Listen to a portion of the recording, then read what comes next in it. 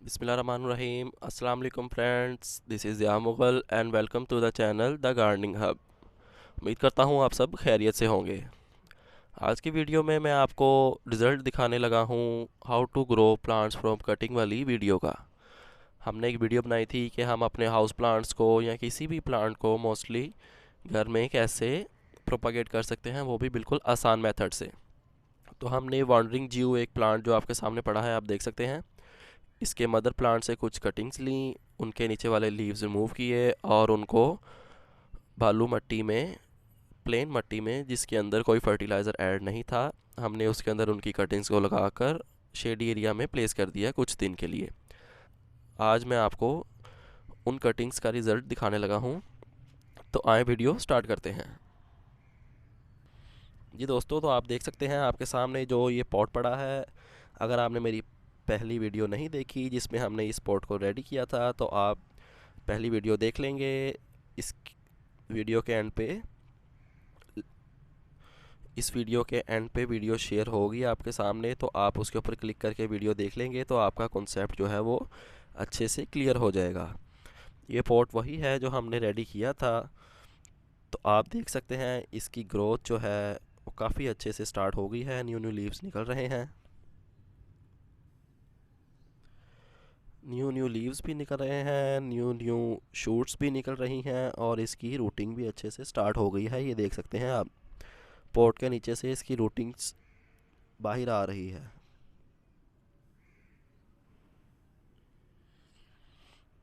आपको शायद कैमरे में शो हो रही हो इसकी वाइट वाइट रूट्स। वेल, मुझे तो नज़र आ रही हैं।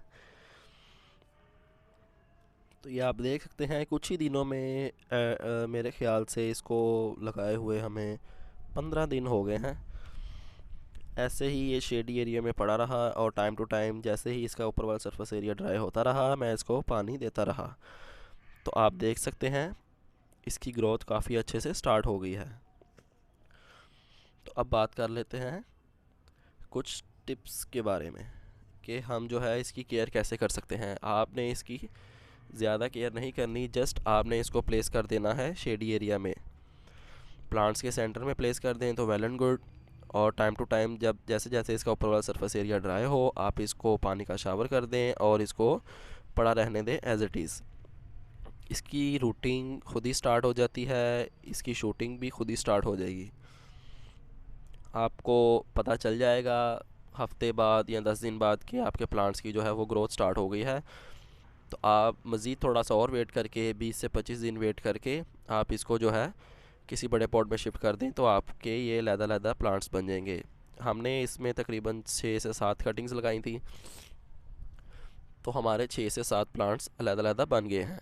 अब चाहे हम इन्हें ऐसे ही बड़े पॉट में शिफ्ट कर दें या अलग-अलग पॉट में शिफ्ट कर दें, ये अब हम पे डिपेंडेंट है।